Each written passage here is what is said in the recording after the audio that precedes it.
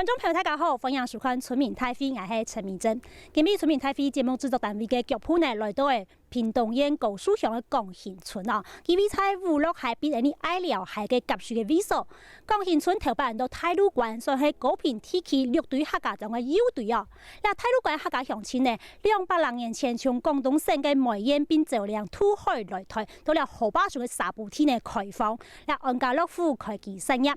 最近呢，太鲁关客家庄嘅乡亲呢，实在唔得，乜解原因咧？我背喺兩太太公文單位寫定，呢水利署嘅天氣河川區，希望佢哋到4月30號以前呢，主動落佢哋沙埔地高資源地位度嘅，像誒番蒜樹啦、蓮霧樹啦，甚至檳榔樹等等嘅高廣作物，主動落嚟倒槍槍，冇嘅話呢，5月以後就強制執行。村民想講，你睇安家樂府賴以為生嘅作物啦，假使全部倒槍槍嘅時節，我讓百姓來學一個太深呢。唔過呢個天氣河川區，而做乜嘅也要求民眾主動倒睇嚟到高廣作物，嘅目的係乜嘅呢？民眾權益要用埋維護呢？等下來到總督嘅總理河嘅羅沃嗬，嚟請台下鄉親並台黨來賓共同參加討論。開會了！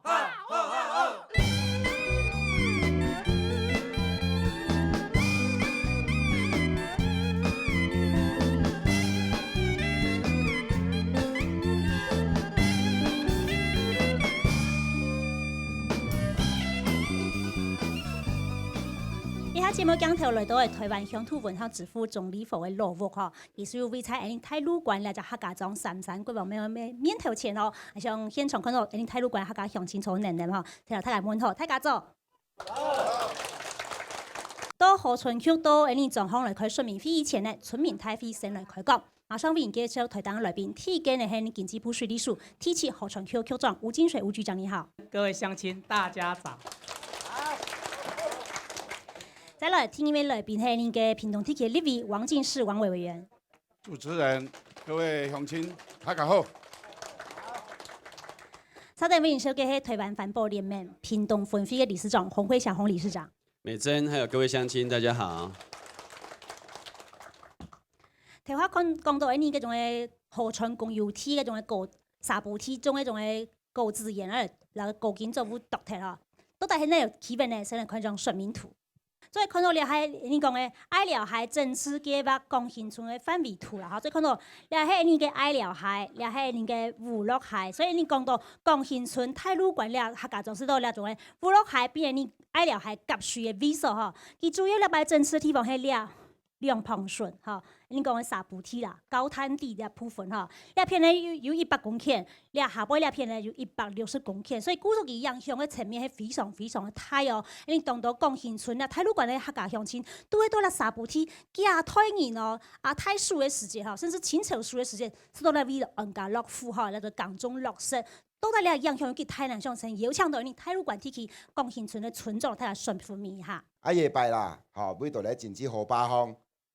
要影響到咱狀況有2%以上嘅人嘅生活，你200人咁呢，算數嚟呢，對咱狀況將種出很好嘅貢獻，對咱政府堅持咧，咧資產呢1年，我預估係4000至5000萬以上嘅嚟產值。冇人佢講啊，喺安泰風災風雨嘅時節，我哋都冇影響到，也冇本水大道嘅所在，嚟屯咱村民嘅生路。影響嘅人呢，超過3000人以上嘅生活，3000人喺100樣格曬啦。我基本嘅訴求主要就講幫人要翻析啊，你說好。好，感謝您村長。我現在第一個問題就要請教我們稽核局這吳局長啊，就是說，我們知道其實這一次是針對高屏溪違規使用強制改善計劃，這個計劃從97年到102年，總共是分作5年來執行哦。其實也是在88水災、莫拉克風災之後來進行這個改善計劃哈。那這個計劃，主要目的是什麼？就是為了要鏟除這高灘地高經作物嗎？還是說整個流域的整治的概念？當然，我們辦理這個高經作物鏟除，絕對不是為了要看百姓的一些農作物為主，當然主要是為了維持河道的一個河川的一個功能，來暢洩洪水，減少兩岸的一個災害。我們知道，我們住在山腳下，那這邊長期也都早期，在還沒有做堤防以前，絕對都是洪患期，它根本不分哪裡，就是會到處流竄。那做堤防的目的主要是把洪水灌输在2个堤防，就是河川的区域范围内，让它在河川区域走，减少外面土地的一个伤害。那这是我们河川功能主要的一个目的，所以我们大概这主要的功能就是在这里。那当然，我们因为这边的河川区域内有一些高茎作物的种植，这个也早期因为河川管理的办法是我们88年才由县政府移给我们的。那早期因为受限于整个就是社会的一个进步成长，早期的管理是比较没有那么严格。那我们接管之后，因为我们国家也慢慢步上整个开发的国家，然后也比较重视法令规章的一个制定跟维持整体功能的一个形象，然后国家慢慢进步，生活水准也越来要求越高，所需要的一个减少灾害的一个范围也越来越需要重视，所以这个部分会就是加重到我们河川要维持功能，必要有一些措施。那这个部分我们就是按照相关的水利法跟河川管理办法的一些规定，所以我们因为这几年也有一些灾害，大家都有目共睹，包括卡梅基、莫拉克那种灾害，大概都跟一些包括妨碍水流、包括土石流一样都有关系。所以局长，我们这一次整治是为了增加河防安全，减少灾害。主要的目标是维持河川功能，减少两岸的灾害。都带恁状况的村民对于这种的政治计划，其实有乜嘅想法咱我实际情况用版型呢，向省等等新闻记者讲头去了解下。农民指定对投稿人选嘅公司牌新闻态度有时有艰苦，而政水利署提起河川区为整合屏东县爱寮海流域强制拆除计划，还命令伫河川基北县内违规种东西嘅农民，为走法伫新年31日之前，将农作物覆杀公众野钓设施起价为清除体，被报道本单嘅用眼，事实多佢下推伫亚港中嘅农民冇办法讲述。我看到那一排。我多見無法度水落高，自些做行些都做落緊的呀，今仔講根本唔來幫俺做，俺是靠哪吃飯的，迄人唔幫，俺冇做啥做冇關係的呀。就提起河川區嘅統計，200萬上過清楚提嘅河川公體，大約有400人公頃，包含鹽埔鄉、高樹鄉、三天門鄉、野條鄉鎮，受到影響嘅農民要歸幫付卡價，嗰種農民要求政府就得將土地標本農民，冇就分糧本農民。看起來承租方式嘛，不按繼續耕作，要不然按那專業知識幾乎就是種田啊。你現在沒有田地可以耕種還蠻點容易啊！我哋唔係講難事做，以前喺長川以前貴喺種化肥處啊，嗰啲鹽嘅投資，乜嘅水果乜嘅東西都攏做了錢，省鹽嘅化肥，家庭性化肥，一張嘢幾萬元，更加你看到嘅人都意思係嚟做流浪客嚟嘅。在地嘅村民表示，日本數位必須為政治下灘水河，老本當區南北流嘅愛寮海改造對西北片降雨烏鹿海河壩水，再個流到洛農海，事實到基隆市嘅田橋變做亞下嘅河川公體，也未係農民認為政府冇權利將佢亞條嘅田地受到轉移嘅危機。提起河川區表示，就亞下嘅法令規定，河川公體總唔得分糧本農民，不過農民是為貴重大廣嘅作物，就會發本農民許可證，農民就做得繼續耕種。民眾種植高階我們產出以後，也是可以在許可民眾繼續使用這些河川工地種植合法的作物。農委會掛同強調兩種農作物唔得為改變水流係數同河壩水路，嗰種水利署當地嘅研究，哪一種作物總會得到新規定，未來將會看情形開放特定嘅觀光作物，韓國做得總結扎地，希望各位到防治理同農民嘅生活。你話影片地對於嘅泰國講到你下假使河壩嘅沙埔梯嗰種嘅購置業冇辦法種嘅時間，敢唔講係咪做流浪漢咪哈？想問下那個王委員，就是說，剛剛村長有講到，其實這邊的沙灘河川公有地的高灘地了哈，那目前農民的種作一年的產值大概有4到5千萬左右哦。那雖然河川局是站在這個提高河防安全、減災這個部分來看，可是對農民來講，直接的就是4、5千萬一年的產值就沒有了哦。那這個案子其實已經執行了5年。那5年来好像各处都遇到很多抗争哦。那您觉得说这一次发生在我们广新村这个问题，有没有什么样值得改进的地方？伊这边伫北拔水灾以后啊，咱对河川的管理啊有较严格无毋对，但是其中啊牵涉到，我是感觉讲伫河川地理线这个线，过去讲做河川发线啦咱河川像咱伫大道馆这方面啊，武洛溪也好啊，口峡溪还是讲迄个这个爱寮溪啊，会当讲过去拢是慢流的啊，你这个有这高滩地出来，大家种做要几落代啊？做要几落代啊？你即马向讲整理第5期，伫北拔水灾以后，即马这等于第5期咱即马第5期咧执行，要执行伊公告先出来，大家就紧张啊。当然我嘛是伫即个代志，我已经有含咱局长做过一个沟通，当然要安怎伫即个无讲立即危险，对河川无立即危险，有较高滩地像我知影咱大陆馆即个搭有真济啊。已经几落台住伫遮，迄高滩地啊，已经伫北拔水灾遐大个水啊，伊都淹袂起来啊。你真讲，佮要甲算讲河川即个河川的范围内底啊，实在是较无合理啊。所以这个，那等于说前面4年你一路从这个高屏大桥、对，那个也都是有一些争议。旗山溪，然后这个美浓溪这样一路上来。对。其实你过去4年经验告诉你，对你过去4年经验告诉你。为什么同样的情况又发生在我们爱寮溪这边？这4年难道没有进步吗？地势不太一样，有些每个段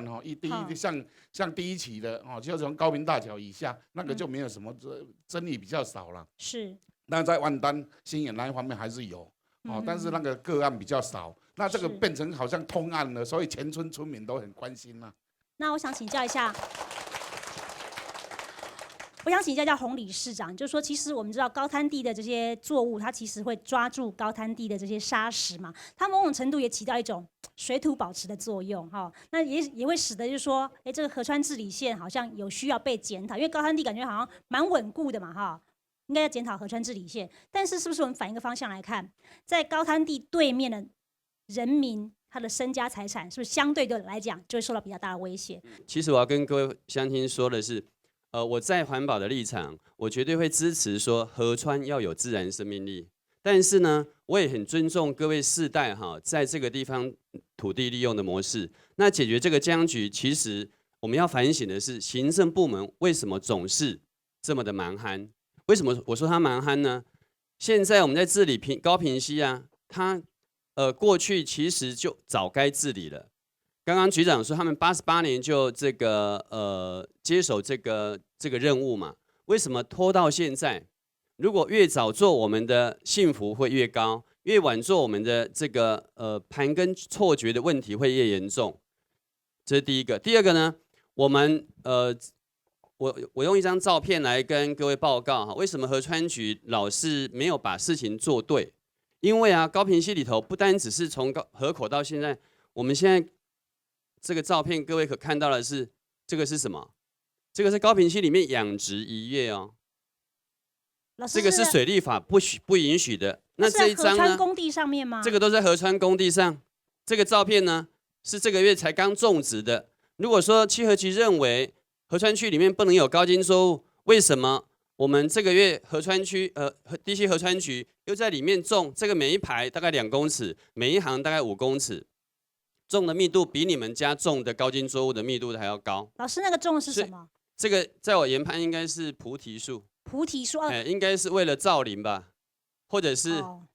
干嘛？我怎么造林会跑到河川区造林？所以我刚刚提的是，我们的行政部门不能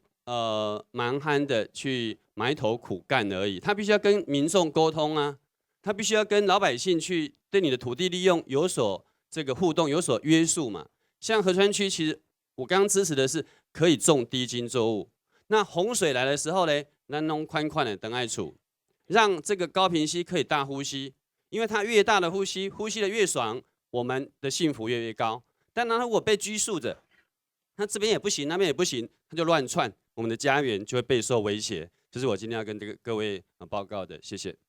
现场因态度过来的乡亲，对于4月30号以前而主动老人的沙布梯的高茎作物倒退，对这件事情有咩看法？请客数表示意见好冇？我来个先生。伊的广告一打出来，我相信家家户户拢无法度困啊，包括我在内，我嘛惊吓呢，我真惊。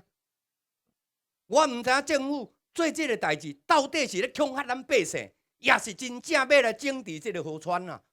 广告有日期，有时间，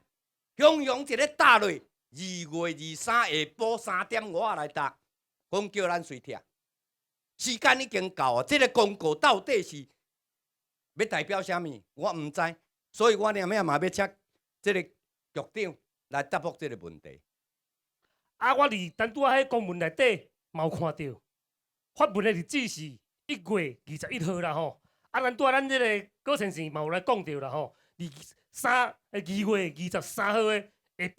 下晡3点来打啦吼。啊，请教讲，啊，阮遮无辜上届弱势的这农民是要安怎来吼？要来诉冤，要安怎来တင်情？马上针对诉愿这部分来跟这个局长做个请教哈，因为根据公文是说，公告之后30日之内哈，可是发文日期是1月21号，张贴日期是2月23号，显然已经这个张贴日期已经超过发文日期，已经整整1个月还要多了哈。那目前民众有可能再去进行诉愿吗？如果真的进行诉愿的话，他们必须要准备哪些的这个证件啦，或者是说怎么样一个程序跟大家做说明一下。另外，诉愿期间有没有办法就是暂缓执行？做法可以改善一下，就是以后先办地方说明会，听听百姓的声音，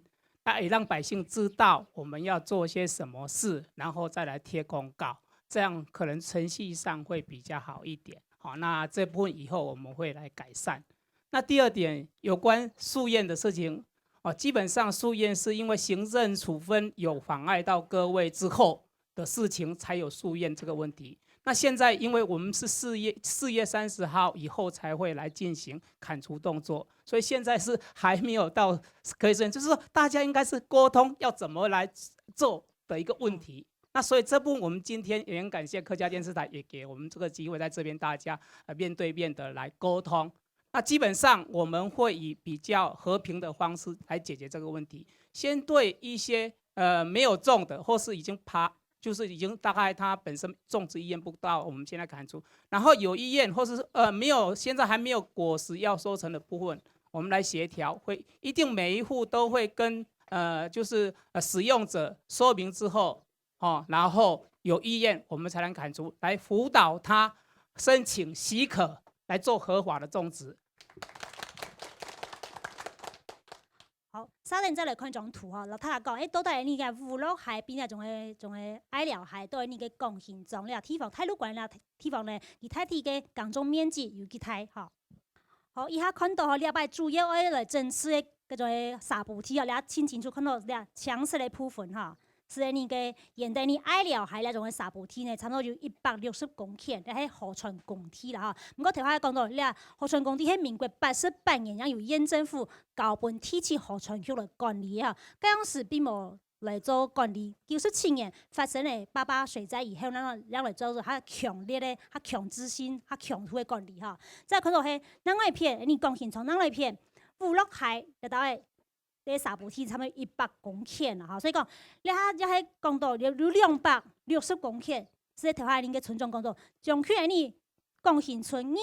古日的村民会受到影响。你喺个沙布梯呢，佢个一年产出要产出有4000到5000万安多啦，哈，所以那对于村民影响会非常非常的大哈。但是我想请问一下我们这个局长，就是说，这高茎作物就是50公分以上就叫高茎作物。为什么是50公分？不是100公分，也不是80公分，是50公分。这50公分高茎作物的这个规定，它科学根据是什么？是针对这一点，我跟各位乡亲说明一下啊。早期水利法就有这样规定，但是主要的用意是因为我们作物的生长期跟我们河流水流行走，它有一个阻碍。这个阻碍我们在科学上叫做曼宁系数。那你一直长，它去做实验之后超过50公分，它曼宁系数的 N 值就会加大很多。那加大很多，水的流速就会减缓。那流速减缓，同一个断面大小，你流速减缓，它的流量就会变小，就是它的通洪能力会变差。那通洪能力变差，水位就会比较高。那所以这个是经过验证之后定出来的一个高度。当然这个高度也可以，就是说随着整个河流的状况有调整的空间，也是可以来做研讨，是不是有稍微有一个空间？但是我觉得这样的空间是比较少的。好，谢谢。好，针对您的 Q 状讲到，高广的作物高茎作物50公分，这是有科学根据的万年系数，他要讲到，村民因为讲，倒来你啊撒补梯种啊种诶，像你反酸输可能就50公分啊，从85公分都有可能。针对撒补梯呀50公分的旱枝，他有意见讲卡数好吗？好，两位先生。是50公分的农作物，它那个低茎作物那个需水量很多，很需要水量来供应它，它才会成长，才有收获。啊，你河川现在像这几个月都没有下雨，那你种了什么，也没有得到什么东西，都是晒死了。那这个是值得研究的。我感觉遐已经差不多60年吼，迄个河水拢无侵犯到这个高滩地。你讲60年的路你若无行，你会搁去行袂？会，几率蛮小的，对不对？对。所以我会感觉，我会建议，咱的河川局长建伫遮，俺感觉讲伊应该暂缓实施处理。咱来改，咱的委员来遮，咱的58年定的河川法制线，应该往外移。我感觉安尼食的物件，竟然一个山啊，种20担，你甲扑落死，伊完全迄个效果都无，佮定种都无意思呀啦。啊，所以你讲一架冬会用收20万，你怎样扑落？我来讲就是讲，低茎作物没有生产力啦。听完来宾发言我想请教一下我们的洪理事长。刚刚讲到做这个村民讲这个低茎作物需水量很大，显然农作物有适地适种的问题，不是说你现在不叫它种高茎作物、种低茎作物，它就可以解决它农业生产上面问题刚刚讲说河川治理线，是不是我们可以一并的在这个过程当中来好好的思考一下？是为什么呢？我们的河川区植物种植规定里面，其实明文规定，你在签合约的时候，你就必须要他要给你一份合约，就是不能种高茎作物嘛。可是为什么河川局都没有执行这个命令，让人家种20年、种30年？这个是行政部门的疏失啊，对不对？所以你们可以依着这个要求说，河川局主管单位应该是设法帮我们另找这个其他的可以种植的地方，比如说国有局今天代表也来了嘛，然后台糖的地也来了嘛，然后这个是一个解决僵局之道。否则我另外一个问题跟各位乡亲在分享。我们88风灾之后呢，其实整个高屏溪的流域呢崩塌的非常的严重，从爱寮溪、北爱寮溪到南爱寮溪，崩塌的点增加了大概2000多个点，面积大概3000多公顷。这代表什么意思呢？代表讲未来啦只要一个大雨落来，咱北爱寮溪、南爱寮溪崩塌落来土石差不多有3000万几立方啦。这个就是会危害我们这个地方最直接受创。我今天绝对不是在甲帮忙吴局长讲话，这应该拢是因共报告的啊。伊要执行这个物件，伊就是爱知影风险伫倒位啊。结果因拢无共沟通啊，对不？伊要治理河川的目的背后是有一个大的炸弹伫咱的山顶，这伊去崩伫迄个河床啊，伊每年拢会流落来，你的作物嘛会危害啦。所以我甲大家乡亲报告就是讲，咱团结甲河川局施压，要求伊出来协调。你今仔毋是讲阮30年前就无种啊？阮30年前就种伫遐，为什么你搁互阮种？这个恁的疏失嘛，因为你执法不力嘛，你害阮一直投资嘛，所以咱应该是爱团结甲政府，尤其是立委嘛伫遮，咱爱两全其美。第一，甲河川区退地还河；第二，咱要生活，咱要个安居乐业，甲河川的治理用得好。但是呢，企鹅局一定爱积极去甲国有局、甲咱的台糖协调，用咱河川区的价格去租就会使啊。因为咱河川区的地足俗嘛，结果你若要甲台糖租一架冬爱4万5呢，咱甲公有地的河川区租一架冬无到4000块呢。所以咱过去就是安尼讲，欺负咱的河川，所以咱河川即马讲实在柔肠寸断。谢谢。那我想再请教我们的王委员啊，就是说，刚刚我们只讲到修法问题，显然这个法令的修订不只是河川治理线而已，甚至我们是高茎作物的管理规则哦，这个或者说这个河川和公有地种植作物的规则也要一并来检讨。其实日本在这个1989年就已经有河川树木管理手册，已经很清楚出来。那我们有可能真的说，看看这个日本，看看别人，来检讨一下我们目前的这些政策的部分修法怎么来做？那个，我想这个要从2方面来讲啦，哈。今摆咱要解决这个问题，哈，当然尽大家箭在弦上，管要听甲唔听的问题，吼。所以伫一方面，当然咱河川局长有讲，吼，就是讲因为正在咧检讨这个河川治理线的中间，因为大家伫住伫遮遮一代来，吼，大家也知影，尤其这八八水灾嘛是吼100年的这个洪水频率吼算上大的一个这个这个水灾。这边的水灾当然是拢山顶本塔地啦，吼。咱洪理事长也有讲，伫个南爱寮甲北爱寮溪，伊迄个山地门佫入去迄个大遐交接的，伊迄顶悬顶游的这个山坡崩落，吼，土石流落来，哦，所以落来咱甲看落来，规个拢总流遐树啊，吼，遐漂流木真正侪连咧双阳大桥到拢拄掉的，哦，所以这个问题，对法一定要检讨。立法的方面，当然，阮的在立法院我们这已经呼吁了好几次了，但因检讨的这个速度敢若介慢啦，所以是委员呼吁我们的水利署，这水利署脚步很慢。因为上次像那个保安林的部分山地保安林的部分，那个农委会啊，他们也现在就是说检讨的那个，就是随时可以检讨，不必说10年再检讨一次，还是所以这样比较弹性一点啊。刚刚我们讲到说的是，我们台湾有这个浮动油价、浮动电价。委员讲说，这个河川治理线、河川地的管理事业也要来浮动检讨哈。那大家还有什么样的建议没有？好，这位小姐，水利署要拆除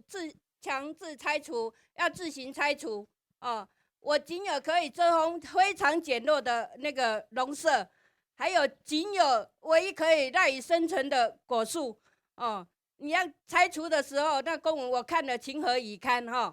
我像那个戴罪的羔羊，那像要等下要红迄个台的羊啊，坐以待毙的迄个死刑犯一样哦。希望能够有两全其美的政策，不要这么残忍的政策来对我们这可怜的农民。冇但冇對20月講個點啊，出現嘛天見咧正常，天見咧雲，學嘅發條都天下嘢。放喺行喺多件哦，本年都冇水木，咁冇多件，可以叫嘅啦。失嚟兩位3公斤公肉啦，可以叫嘅。本年都水木上木，冚親親喺，所有港澳巴都水木上木啦。反正政府初先按年開始本農民，就幫港中都港唔到收那苦嘢，要喺度嚟落啊。如果政府嘛有面的，有面政府那麼強啊，係冇？像你有政府能給2水，按中我必須，做喺同我做，按你使乜一啲嚟，按乜你啦？人家上月咧配套來，可以用嚟做兩全其美，農民也高得來，按政府嘅判事也高判。局長，我想請教，因為剛剛有2位鄉親提到說，他們希望有個兩全其美或雙贏的辦法哈。那他們覺得說，我世世代代都在這邊耕種啊，好，那你現在是要檢討這個河川治理線也好，檢討這個高灘地的這個高經作物種植管理也好，這個部分我們這個稽核局這邊或者水利署這邊有沒有在研擬相對應的對策？因為你們一路從高屏溪的下游到上游，整治這5年來遇到問題基本上大同小異，都是這些嘛。那目前署裡面的進度是怎麼樣？是的，正如主持人講的，水利署就是因為在整治當中在做這個工作當中也有一些民意代表地方的一個反映聲音，那水利署都有聽到了，所以現在正在做河川種植規定的這個法令的一個修正。那因為這個法令是屬於行政命令它比修水稻治理計劃線容易很多。只要邀請專家學者，然後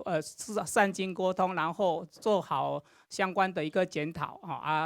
發布命令，大概就可以有結果公布實施。那當然以目前的法令是還沒有授權，都還是不可以種高經的一個問題。那當然這樣子就是隨着時代去檢討，這個本來社會就是變異的那隨着百姓的聲音來制定制度，也是政府的一個政策。那这部分我们会检讨，针对于大部分的地方，可能还是有一些地方还是不可以，但是有一些像说就是河川的宽度跟向下游宽度有比较大的地方，这个部分应该是会有空间，比较可以有检讨的空间。好，那因为刚刚居民一直讲说，我们这个高滩地哦，可能60年或几十年来都没有这个淹水，那这个生活的经验值在你们这个检讨的时候会纳入参考吗？因为百姓，对了，百姓有一些地方是有一些地方会没有淹水，但是并不表示说一定不会上去。那基本上有一个问题是比较基本的问题，就是那些都是河川的工地，是属于政府的土地。那政府应该针对这些土地，假如认为有需要，它是可以做适当处理的。那基本上还没有需要之前，我们当然是希望给百姓来做一些适当的一个使用，可以增加一点社会的一个收入，或是增加社会的一个减少一个冲击面的维持河川管理的一个比较善良面。那我们大概是基本上是态度是这样子的。好，感谢你邱总愿意面对面来咱村民来沟通啦，希望你先协会一下广告以后继续来转到村民台 V 的讨论现场。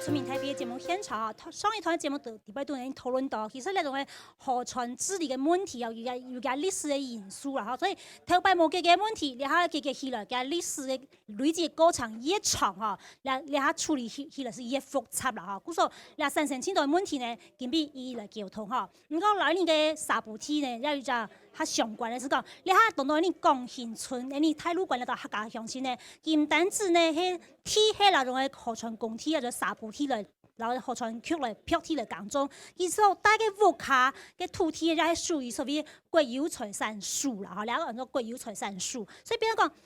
假使了解记得话，梯冇办法到讲中的时间，可能记得有面临一个屋嘅主要嘅问题，也冇办法来一边嘅面对，他们都是真见话，冇梯好讲，冇屋好带，像台湾介位太子讲嘅，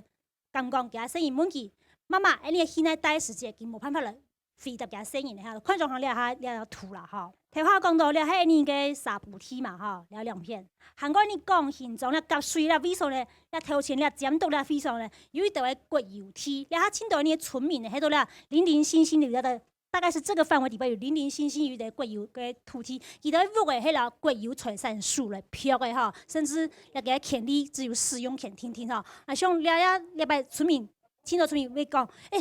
梯也無好講，係咪屋也無好帶啊？其實要當受理，所以一邊來請教您嘅現場鄉親，針對了屋梯啊，然後國有財產數相關嘅哈問題，你花一點點時間來討論好嘛？那個鄉親有意見呢？了解太極，這位先生好。愛了去這邊，敢要300甲。如果你河川局這邊，你若是用強力要來處理這物件，那麼阮鹽埔鄉這300幾甲的生產一年減少2億。啊，遮人嘅生活以後要何去何從？啊，這第一點。包括高雄這邊，咱嘛有講吼，啊，恁經過佇溪埔嘛足濟，有哪有幾百家吧吼，哦，遮一年嘅收入有哪愛1億。那麼農業嘅蕭條，政府對農業現在嘅執政黨，你對農業、對農民，你一直剝削，你佫無要佫照顧。那麼遮人佇遐生活一個數十年來嘅一個小生活，啊，你來要甲，哦，你來要甲抓開。哦，所以是毋是河川局這邊，哦，甲咱嘅委員這邊吼，會當認真吼，來替阮遮人來爭取一個吼，是毋是哦，會當互遮人有一個生機啦吼。那麼我有一個要甲局長講誒，就是講，你4月份你有編，以我知影誒，你今年有編總預算編1000萬，一定要強這一坪嘛。我頭拄有聽你講，我有聽你4月就要強制，吼。但是我這要拜託你，你講委員攏有講過，你講這個物件所有現在鄉親的要求，甲阮的需要，而且說明甲你要求這個物件是毋是會當暫時像總幹事講的暫緩？你一段時間吼，委員，我來拜託委員，拜託王委員，啊，阮甲乡亲像阮共同来拍拼，会当互中央、互恁水利署这边对阮这中间有一个彻底了解了后，行政命令司法，毋是对阮这人是毋是以后有一个保障，是我希望是安尼啦吼。我讲一些国有财产地，顶来劳工60多年都讲，讲到来劳工啊80公元都亡身，亡身了面呢，我92年去向公所抢，伫高雄国有财产局抢的人呢，一个人呢，劳工无啊，我即个一个人无听到人去高雄国有财产局拿钱。嗰度同啲我去合作金庫納錢，土洋納錢，納嘅話，中州呢，我講到個一些事哩，中州端係咧，拿個書記啊，納個書記我哋搶錢喎，哎呦，唔入個搶唔得，搶唔得了咩個，佢減少，我哋咩咯？我嘢種呢，講我嘢種冇呢，結果冇本來，古人我都做連腰沙，好俾嘅，一塊門，人他夠做到嘢，拿到嘢種。結果呢，人家來講啊，你沒有去高雄財產局繳納錢，這樣，那我就說啊，我一定冇聽到錢去啊，結果都冇結帳，嗰類呢，而家我希望都講本日嘅國有財產局有本來，你啦。所以你希望講國有財產局對老爺先生過身以後嘅主要嘅問題，都係解決出來，冇辦法，唔可能也冇屋好帶，也冇地好講嘅，係嘛？我是希望是說。那個國有地盡量承租出來給農民使用，還有國產，還有那個河川地的那個保護地，因為太廣了，所以也希望讓這個能不能承租給農民來使用。好，謝謝這位大哥，謝謝。今日有請到你嘅國有財產署，你屏東辦事處嘅主任鍾竹英哈，針對呢個國有財產署對你嘅貢獻村體系嘅財產問題嚟做一說明。係鍾竹英。針對嘅廣新村一片那個國有地嘅出租嘅問題哈，因為廣新村一片嘅整那個村況呢，係屬於嘅高屏溪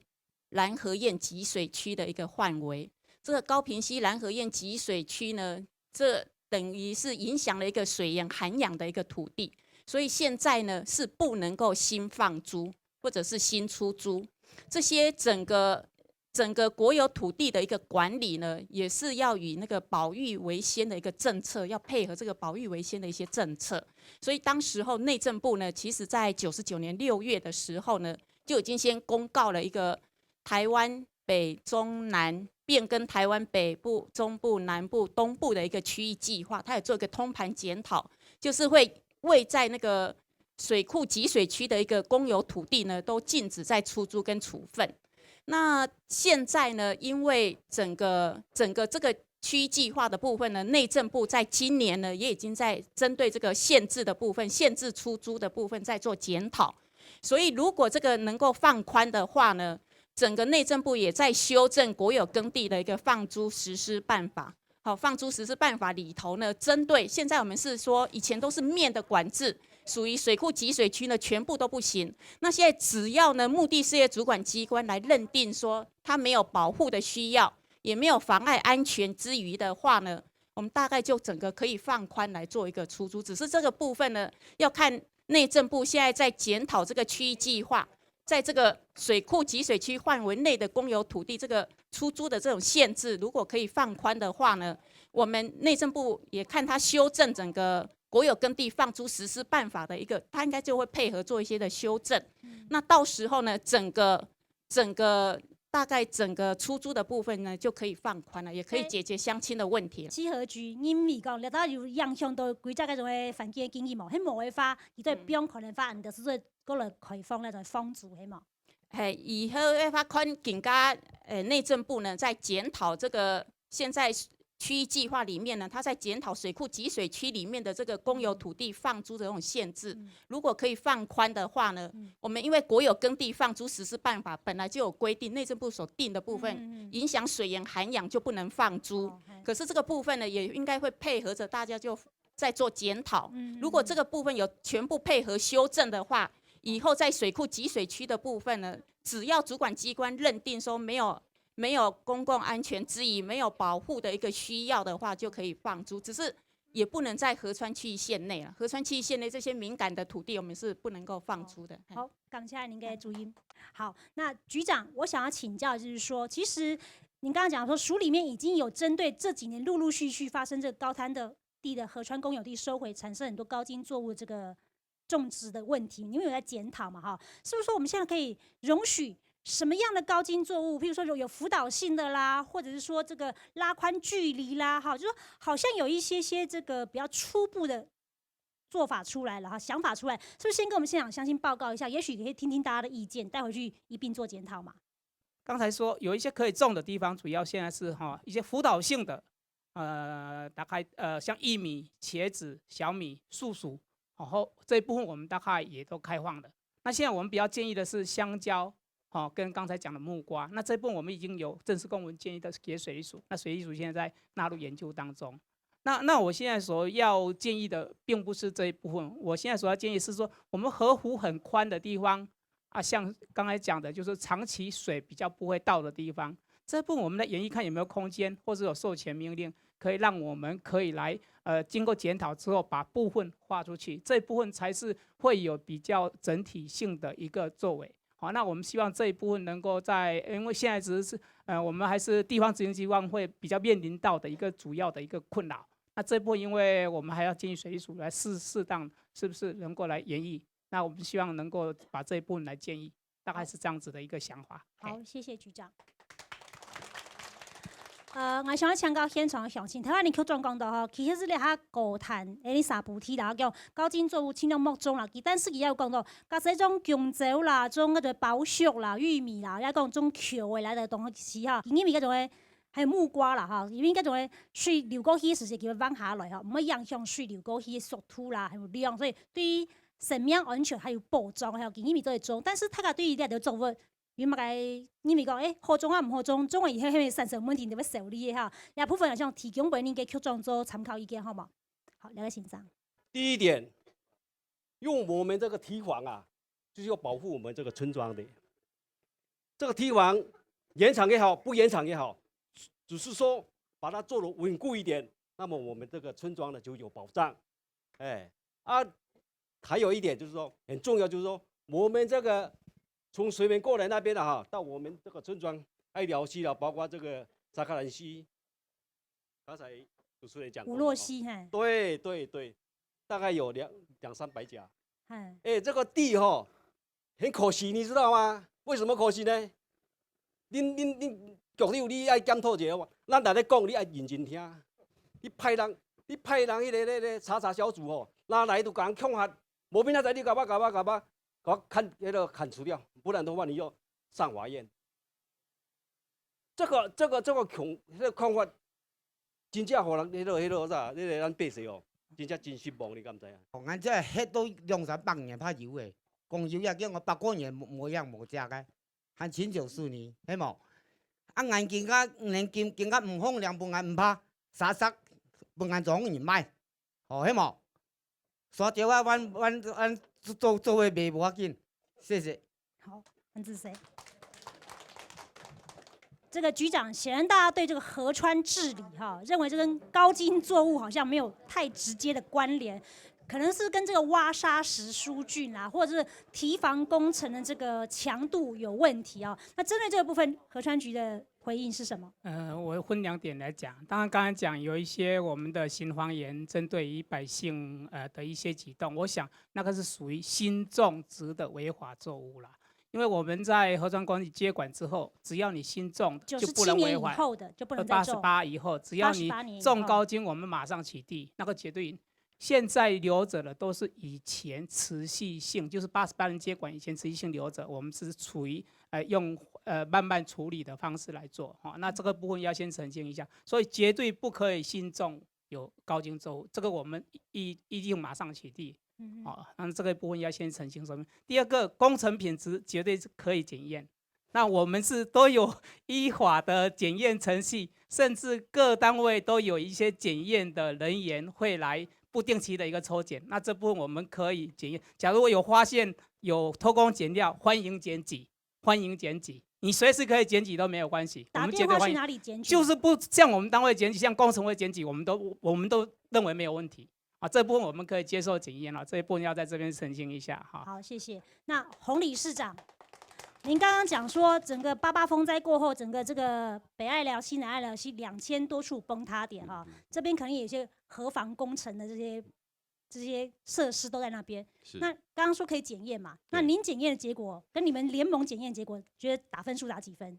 我们今天其实这个议题很要紧，因为各位的身家财产，咱要保咱的安全，嘛要保咱的财产，所以我要甲大家拜托的讲，要求咱的国有局还是讲行政部门，甲伊的公有地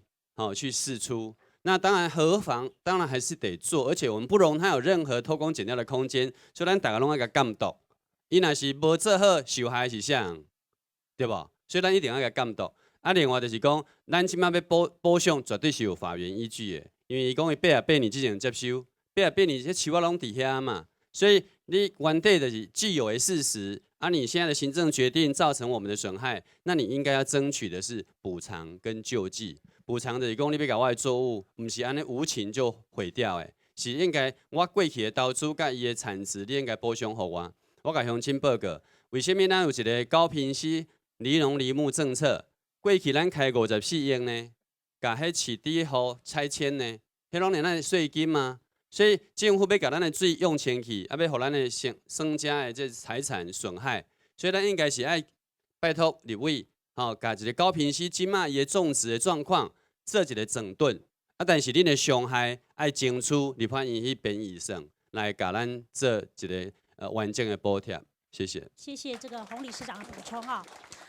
现场要开放给我们乡亲来针对我们这个爱寮溪，针对那个爱寮海哈，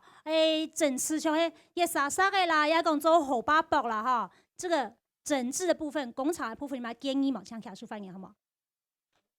好的，这位先生好了。今仔日的流并唔是水流落来，是山崩地山顶的土流落来，是唔是？山鸟子，恁务局敢无去管理？无管理呢？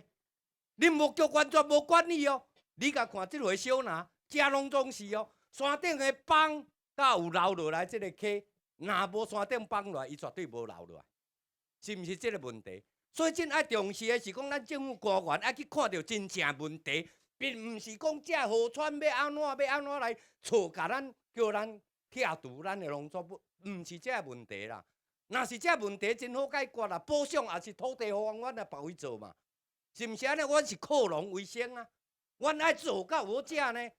在这个公告期间到拆除4月30号之前这个期间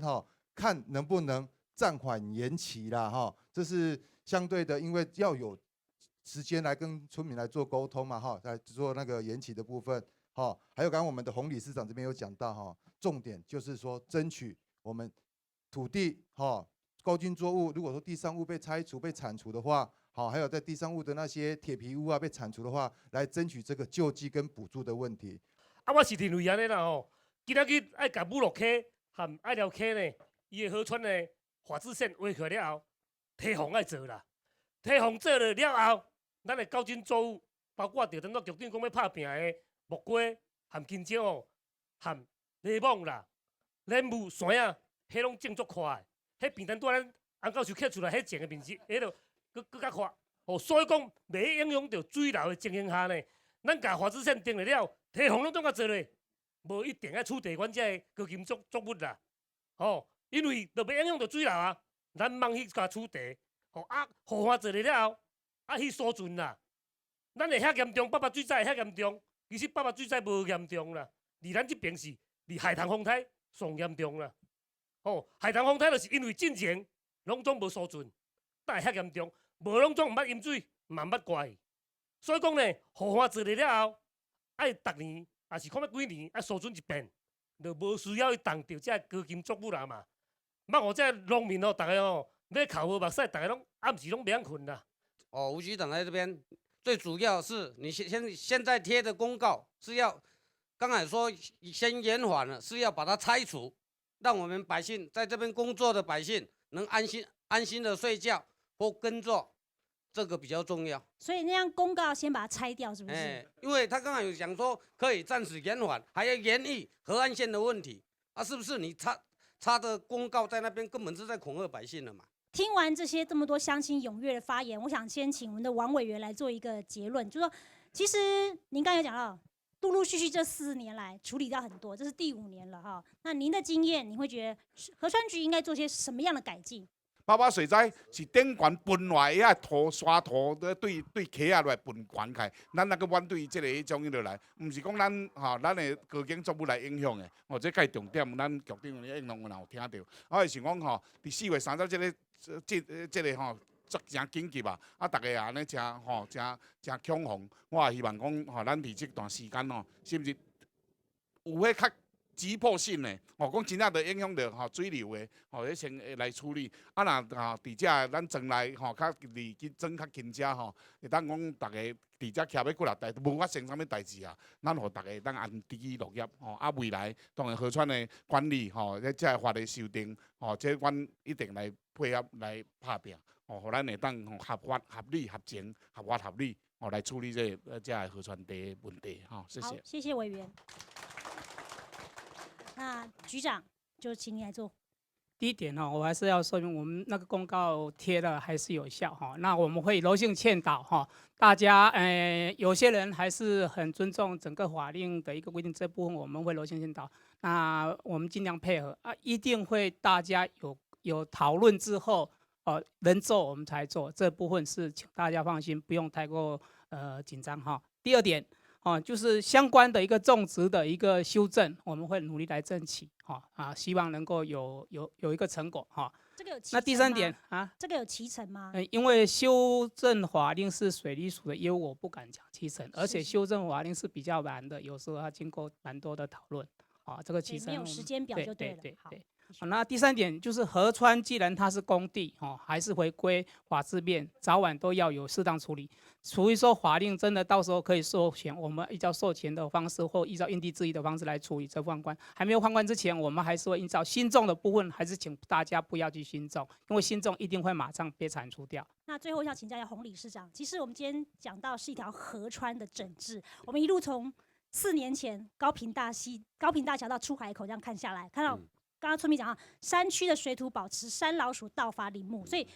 我们现在的河川的整治，上游归林务局，中央归河川局，那下一段又出海口又归县政府，所以其实是不是我们整个河川流域的这个概念要去做调整，才有办法真的让我们的村民住在河边傍山傍水而居，能够安居乐业？没有错美珍刚刚讲的非常的对，我们的水土林其实是一体的。但是我们却把它切割成不同的单位来管理，管理的权责又都纷争不同。所以现在我们要把这个河防做好，把河川的生命力找回来，其实必须要跟在地的民众所有的治理都必须跟在地的民众好好去研究跟对话。像我们刚刚很多老百姓都提到说，我们世代在这边居，我们当然很在乎我们的小孩还可以在这边安居啊，所以你的治理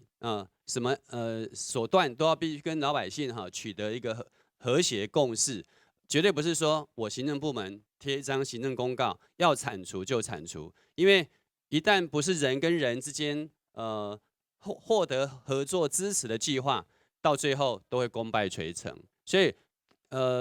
在这个社会很强调的就是说，你要有计划，但是你必须要有执行力。那执行力就是多跟地方民众沟通，像很多的民众都已经告诉我们了。上面崩塌，我却要受害，所以你的防治计划绝对不是砍这个地方嘛，你应该是整套的，整个河域的治理要有一套让我们可以信得过。那我们大家来共同找一个交集，这个交集就是生命跟财产的确保。那如果在河川里面真的有问题，那你要帮我找出路啊，而不是叫我砍就砍啊。你的解决方案在哪里？你要拿出来啊。像过去我们可以离农离牧花54亿，这一次的治理怎么通通都没有看到，只有砍，